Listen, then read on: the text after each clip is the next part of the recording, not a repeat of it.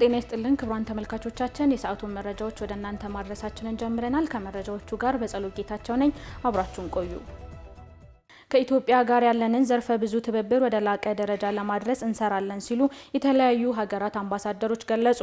ፕሬዝዳንት ታዬ አጽቀሥላሴ የአውስትራሊያ፣ ኩባ፣ አልጄሪያ፣ ጋምቢያ፣ ጆርጂያ፣ ማይናማር፣ ታይላንድ፣ ቬትናምና ቆጵሮስ አምባሳደሮች የሹመት ደብዳቤያቸውን ተቀብለዋል። የውጭ ጉዳይ ሚኒስቴር ቃል አቀባይ አምባሳደር ነቢያት ጌታቸው በሰጡት ማብራሪያ ፕሬዝዳንት ታዬ አጽቀሥላሴ የ9 ሀገራትን የሹመት ደብዳቤ መቀበላቸውን ገልጸዋል። ደብዳቤውን በተቀበሉበት ወቅትም ከሀገራቱ አምባሳደሮች ጋር ውይይት ማድረጋቸውን ጠቁመዋል። በንግድ ኢንቨስትመንትና በተለያዩ ጉዳዮች ላይ ትብብራቸውን በሚያጠናክሩባቸው ጉዳዮች ላይ መምከራቸውንም ገልጸዋል።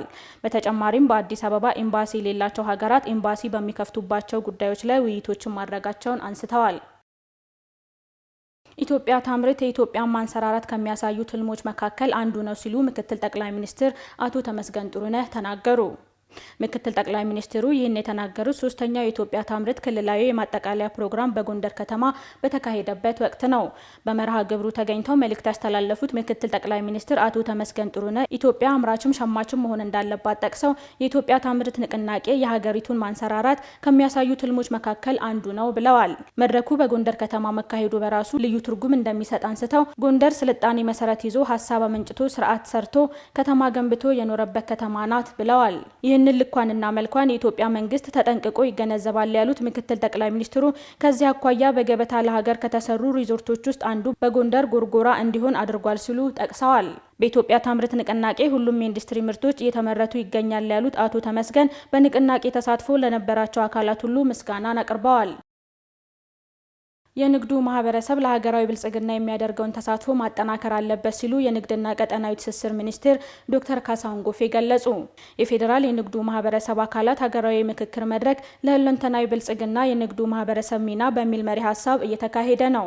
በዚህ ወቅት ዶክተር ካሳሁን ጎፌ ባደረጉት ንግግር በሁሉም ክልሎችና የከተማ አስተዳደሮች በተካሄዱ መድረኮች ከ600 ሺህ በላይ የንግዱ ማህበረሰብ አባላት መሳተፋቸውን አንስተዋል። የንግዱ ማህበረሰብ ለሀገር ግንባታ፣ ለዜጎች ኑሮ መሻሻልና ለኢኮኖሚ እድገት የሚያበረክቱት አስተዋጽኦ የጎላ ነው ብለዋል። ይህን ለማጠናከር መንግስት ከንግዱ ማህበረሰብ ጋር በይበልጥ ተቀራርቦ እንደሚሰራም ተናግረዋል። የንግዱ ማህበረሰብ አካላት በሀገራዊ ልማት የሚያደርጉትን ተሳትፎ አጠናክረው እንዲቀጥሉም አሳስበዋል።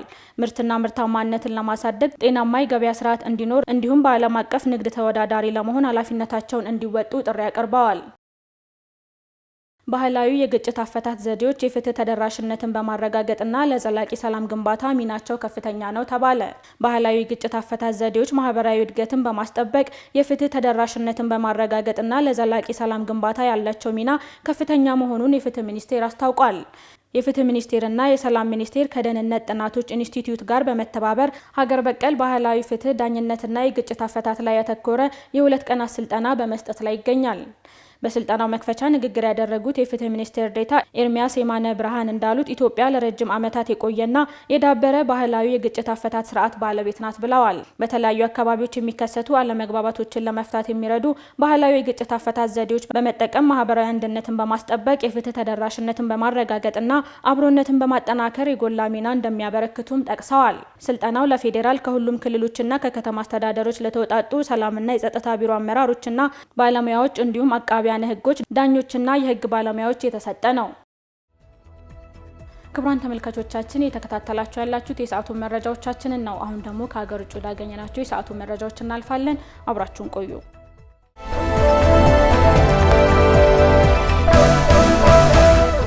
በሱዳን የእርስ በርስ ጦርነት የተፈናቀሉ ዜጎች ቁጥር ከ4 ሚሊዮን መሻገሩ ተገለጸ።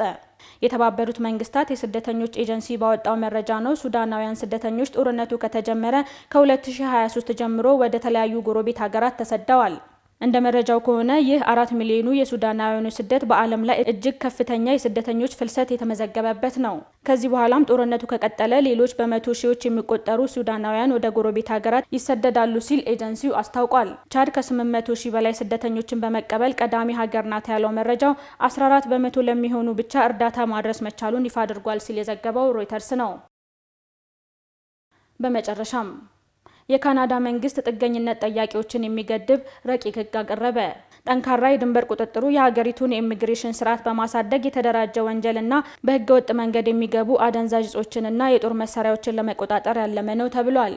ይህም ህግ ካናዳ ከአሜሪካ ጋር የምትጋራውን ድንበር ለመቆጣጠር ለፖሊስ ተጨማሪ ስልጣን የሚሰጥ ደንብንም ያካተተ መሆኑ ተገልጿል። በተጨማሪም የጥገኝነት ጥያቄ አመልካቾች ከ1 ዓመት በላይ በሀገሪቷ እንዳይቆዩ የሚከለክል ነው ተብሏል። ስደተኞችን በመቀበል የምትታወቀው ካናዳ ከገባችበት የመንግስት አገልግሎትና የቤት ቀውስ መፍትሄ ለማበጀት የስደተኞችን ገደብ መፍትሄ አድርጋ አስቀምጣለች ሲል የዘገበው ቢቢሲ ነው። ክቡራን ተመልካቾቻችን የሰዓቱ መረጃዎቻችን ይህን ይመስሉ ነበር። ስለተከታተላችሁ እናመሰግናለን። ቀሪ ፕራይም ፕሮግራሞች ይቀጥላሉ። መልካም ቆይታ።